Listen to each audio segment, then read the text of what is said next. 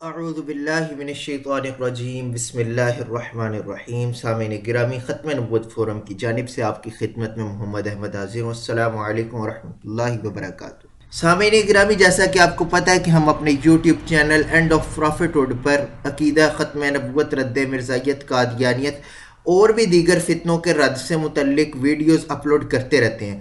تو آپ سے درخواست ہے کہ ہمارا YouTube channel end of profit کو لازمی سبسکرائب کر کے بیل آئیکن پہ کلک کر لیں تاکہ ہماری ہر قسم کی نئی ویڈیو اپڈیٹ آپ تک بر وقت پہنچ سکے. تو چلتے ہیں اپنی ویڈیو کے آج کے موضوع کی طرف. تو سامعین گرامی، ایک بہت بڑا اعتراض جو قادیانیوں کی جانب سے اور کئی اسلام دشمن عناصر کی طرف سے کیا جاتا ہے کہ سلطان الہند حضرت خواجہ غریب نواز سید معین الدین چشتی اجمیری رحمۃ اللہ تعالی علیہ نے اپنے ایک مرید کو اپنا کلمہ لا الہ الا اللہ چشتی رسول اللہ نعوذ باللہ من ذالک پڑھایا، اور مرید نے بھی پڑھا، جو کہ سری کفر ہے. آج ان اعتراضات کا جواب دینے کی جسارت کر رہا ہوں. تو سب سے پہلے فریق مخالف کا اعتراض سن لیں.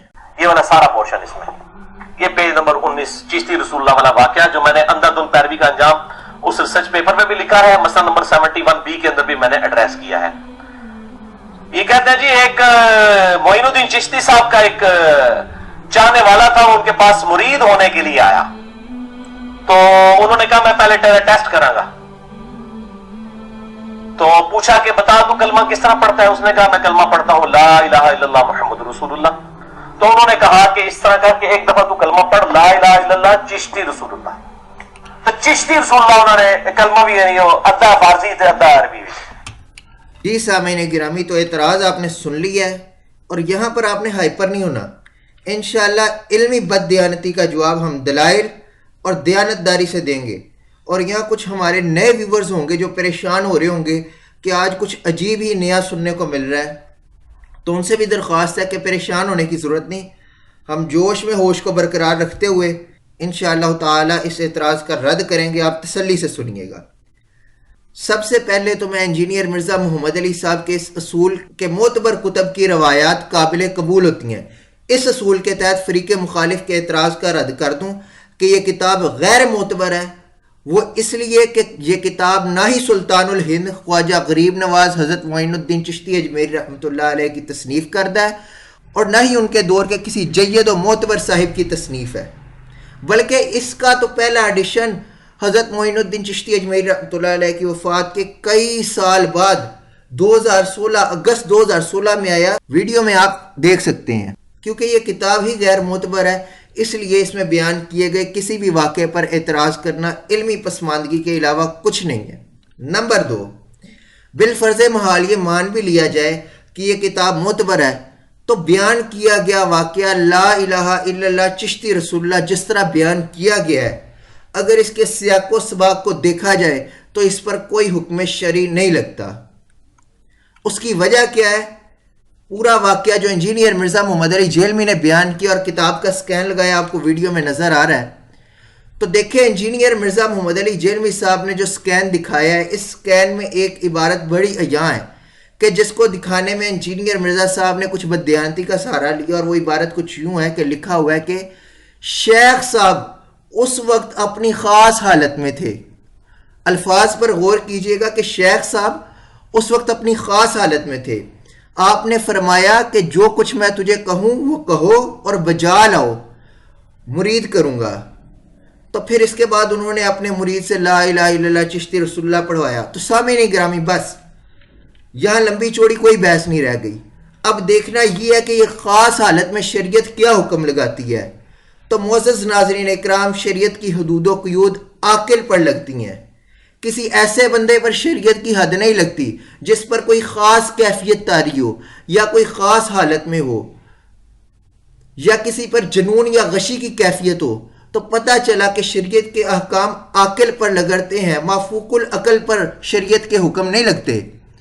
اپنی بات کو مزید تقویت دیتے ہوئے ایک حدیث مبارکہ پیش کرنے لگا ہوں جسے مختلف طرق سے روایت کیا گیا. متفقہ علیہ حدیث، محدثین نے اس حدیث کی سند کو صحیح کا درجہ دیتے ہوئے اپنی کتب میں نقل کیا ہے، اور بخاری اور مسلم میں بھی یہ حدیث مبارکہ صحیح درجے کی حدیث میں موجود ہے. انٹرنیشنل نمبرنگ کے مطابق بخاری شریف میں 6308 6308 اور مسلم شریف میں انٹرنیشنل نمبرنگ کے مطابق 6960 6960 نمبر پہ یہ حدیث مبارکہ آپ کو مل جائے گی۔ بخاری میں حضرت عبداللہ بن مسعود رضی اللہ تعالیٰ عنہ سے روایت ہے، جبکہ مسلم میں حضرت انس بن مالک رضی اللہ تعالیٰ عنہ سے روایت ہے۔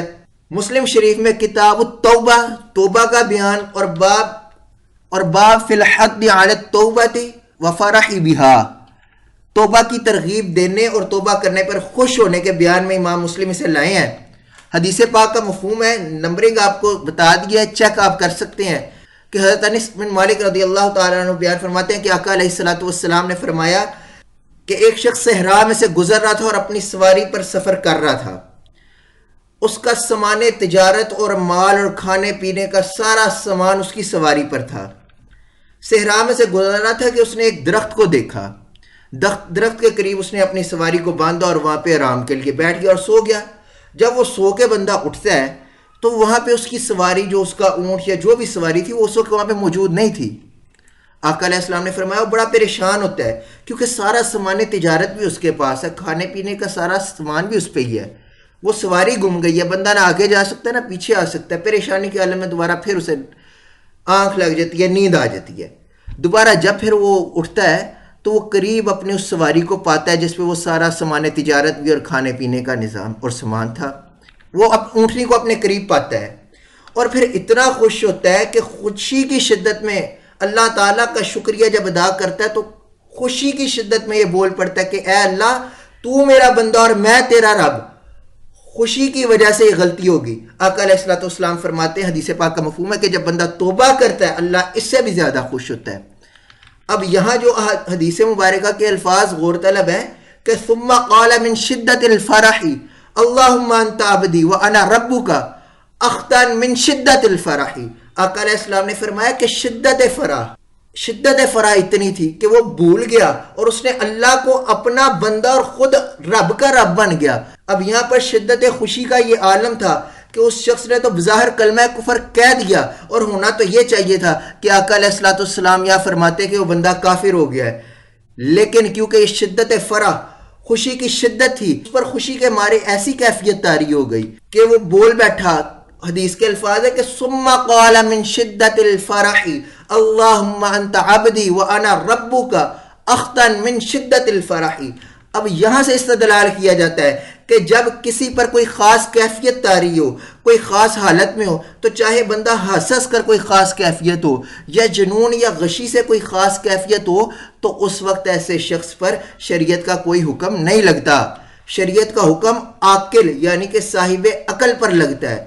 لیکن اگر کوئی ہنستا رہا اور ہنس کری غشی یا جنون یا کسی بھی طریقے سے اگر کسی پر کوئی خاص حالت طاری ہو گئی کہ بظاہر وہ بندہ اپنے ہوش و حواس کھو بیٹھا، تو اس پر شریعت کا حکم نہیں لگے گا۔ تو نتیجہ یہ نکلا کہ سلطان الہند حضرت خواجہ غریب نواز خواجہ سید معین الدین چشتی اجمیری رحمۃ اللہ تعالیٰ علیہ پر کیونکہ اس وقت خاص کیفیت تھی، اس لیے اس وقت کیے گئے کسی بھی مسئلے پر، کسی بھی قول پر شریعت کا حکم نہیں لگے گا۔ جبکہ معترضہ عبارت سے اگلی عبارت دیکھی جائے تو پتہ چلتا ہے کہ سلطان الہند حضرت خواجہ غریب نواز سید معین الدین چشتی اجمیری رحمۃ اللہ علیہ نے اپنے مرید کو نہ صرف اپنے پڑھائے ہوئے کلمے سے انکار کیا بلکہ اپنے مرید کو آقا نامدار مدنی تائیدار حضرت محمد الرسول اللہ صلی اللہ علیہ وآلہ وسلم کا کلمہ لا الہ الا اللہ محمد الرسول اللہ پڑھایا۔ امید ہے کہ اب یہ مسئلہ کلیئر ہو گیا ہوگا کہ جس حالت میں سلطان الہند خواجہ غریب نواز خواجہ سید معین الدین چشتی اجمیری رحمۃ اللہ علیہ نے اپنے نام کا کلمہ پڑھایا، اس وقت وہ خاص حالت میں تھے، یعنی ظاہری ہوش و حواس میں نہیں تھے۔ بشری تقاضا ہو سکتا ہے، اس لیے اس حالت میں شریعت کا حکم نہیں لگتا۔ تو آج کا ہمارا موضوع مکمل ہوا۔ سامعین گرامی، اس ویڈیو کو زیادہ سے زیادہ شیئر کیجیے گا تاکہ اسلام دشمن ناصر کی سرکوبی ہو سکے، اور کمنٹ سیکشن میں اپنی قیمتی رائے لازمی دیجیے گا۔ السلام علیکم ورحمۃ اللہ وبرکاتہ۔